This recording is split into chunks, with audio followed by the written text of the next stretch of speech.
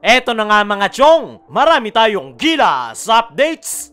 Gilas Pilipinas good news. Nakatanggap ng invitation galing sa European Powerhouse Team na Lithuania, Slovenia at Czech Republic. Ang tunay na dahilan kung bakit napaaway si Jamie Malonzo. Matapos ang huling laro ng Gilas kontra Chinese Taipei, ay tila nasa pawan nga yung pagkakapanalo ng Gilas Pilipinas dahil sa kumalat na video ni Jamie Malonzo na nabugbog sa isang restaurant sa BGC. At marami ang naguguluhan kung ano nga ba talaga yung nangyari. Ang sabi ni Coach Tim, may sakit si Jamie Malonzo, pero sa nakita sa video ay mukhang lasing na lasing si Jamie Malonzo. Kaya naman, ano nga ba talaga ang tunay na nangyari? Tutukan natin yan sa report ng Tiebreaker Times, kung saan isang MMA fighter ang nakaaway ni Malonzo at kumpirmadong sa BGC nangyari ang nasabing insidente. Pero paano nga ba nagsimula ang lahat? Ayon sa source ng The Tiebreaker Times, ay bago pa nga daw mangyari yung pambubugbog ay in-excuse na daw ni Malonzo yung kanyang sarili at hindi talaga makakapaglaro kontra Chinese Taipei dahil sa kanyang gastral pain. Yan nga yung binabanggit ni Coach Tim Cone na nagkaroon daw ng gastrorhinitis si Jamie Malonzo matapos daw itong ma-dehydrate noong galing sila sa Hong Kong. Sa katunayan, hindi lang daw si Malonzo yung may sakit, maging si Brownlee ay masama ang pakiramdam. Naka-check-in nga raw ang Gilas sa Marco Polo Hotel in Ortigas. At matapos magpaalam at mag-excuse ni Malonzo na hindi makakapaglaro kontra Chinese Taipei, ay nagpunta nga raw ito ng BGC at nag-inom sa Dr. Wine bago ito magpunta ng KFC restaurant kung saan nangyari ang pangbubugbog sa kanya. Ayon pa rin sa parehong source,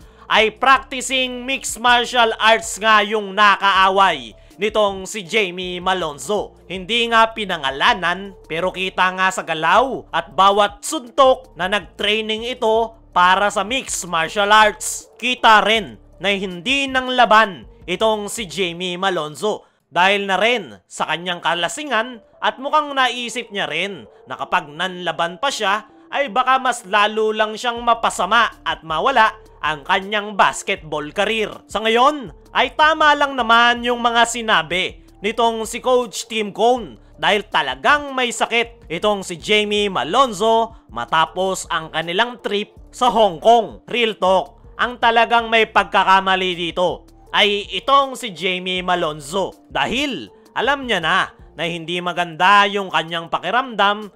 Imbes na magpahinga sa hotel, ay nag-inom pa nga ito at napasama pa dahil nabugbog siya ng isang mixed martial art fighter. Ang maganda sa ginawa nitong si Jamie Malonzo ay hindi nga siya nanlaban. Dahil kung sakali na napuruhan niya yung nambugbog sa kanya, ay panigurado at takot-takot na bash ang kanyang matatanggap at possible na mawalan siya ng trabaho at bawian ng basketball license. Matapang rin itong si Jamie Malonzo dahil aminado nga ito sa insidenteng nangyari. Kahit siya na yung nabugbog, ay siya pa yung nagsorry sa Gilas Pilipinas, Barangay Ginebra at Samahang Basketball ng Pilipinas. Ang naging paliwanag naman ni Jamie Malonzo sa insidenteng nangyari ay miscommunication. Naging matipid nga yung sagot nito at mukhang private yung dahilan kung bakit nagsimula ang gulo.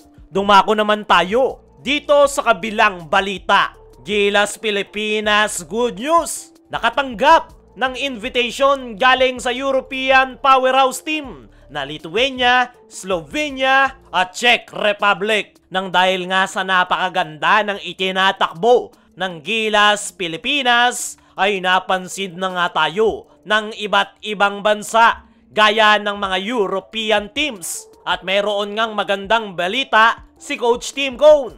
Tutukan natin si Coach Tim sa report ni Justin Bacnis ng Tiebreaker Times. Ay sinabi nga nito na nakatanggap sila ng invitation from Lithuania, Slovenia, at Czech Republic. Kung matatandaan nyo mga chong, na last FIBA World Cup ay sinabi noon ni Chot Reyes na walang European teams ang gustong makipag-tune up sa Gilas. At hindi nga nakapagtataka sa mga panahon na yon dahil wala ngang kwenta at napakapangit ng sistema noon ng Gilas. Pero ngayon na si Coach Tim Cone na ang nag-handle ng ating national team, ay mukhang nakita nga ng European teams na meron din silang magigain dahil sa sistemang ginagamit ni Coach Tim Cone. At napakagandang balita nga niyan para sa Gilas Pilipinas dahil marami nga silang matututunan dyan. Ma-adapt nga nila yung European game para makapaghanda sa paparating